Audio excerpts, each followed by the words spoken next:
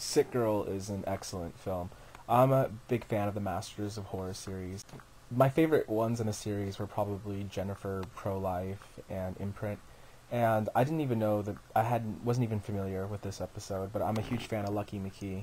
He directed May, which starred Angela Bettis, and then I found out that he had directed the Masters of Horror episode, which also starred Angela Bettis playing a character called Ida, and she's kind of like an insect scientist, or she works with insects and that's her life. She's obsessed with insects, and it kind of screws up all of her relationships. Every time she dates a new girl, it causes some sort of problem because most people aren't as fascinated with insects as her.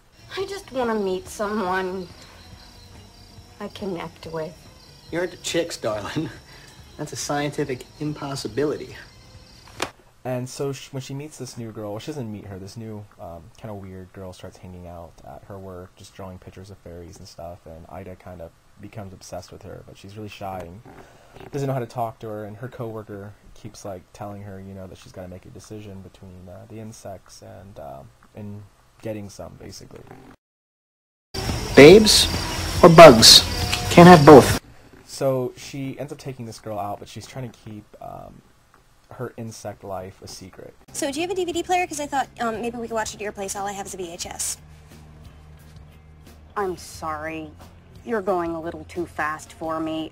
Yeah, that does really seem calculated. No, I mean you're talking a little too fast for me. Oh. I couldn't understand what you were saying. Oh. And her and this girl like immediately kind of fall in love, and then it turns out that she's not, this new girl, I think her name's Misty in the movie, not only is she not freaked out by the insects, but she happens to like love insects as well. Babes or bugs? And so it's sort of like fate, and they fall in love and she moves in with her, but Ida had gotten an insect in the mail, some really exotic, rare species of like some sort of insect. It ends up escaping, and when Misty moves in, it ends up infecting her, or controlling her. It basically becomes her master and is having sex with her, and it completely changes Misty, and she starts kind of transforming into something else. And the movie starts to get more and more screwed up as it goes along. Ida lives in this apartment complex where this really like crazy old lady's the landlord of the apartment complex, and she has this granddaughter who I think they call her Bug or something, because she's always dressed up as a ladybug.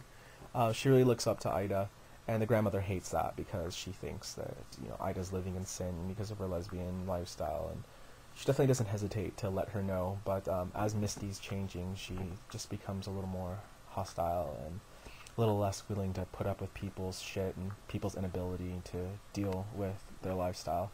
I don't like you because I think you are perverse. You, your lady friend, and your disgusting little pets.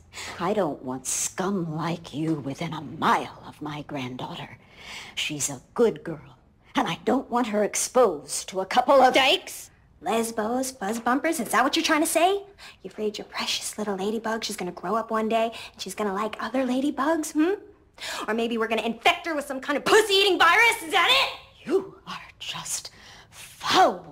You know, in the original script, it was about a guy who falls in love with a girl, but when I heard that when Lucky McKee took over, he saw this as a project for Angela, so they kind of changed it into a lesbian relationship. I think it works. I think this movie is one of my favorite, if not my favorite, in the Masters of Horror series.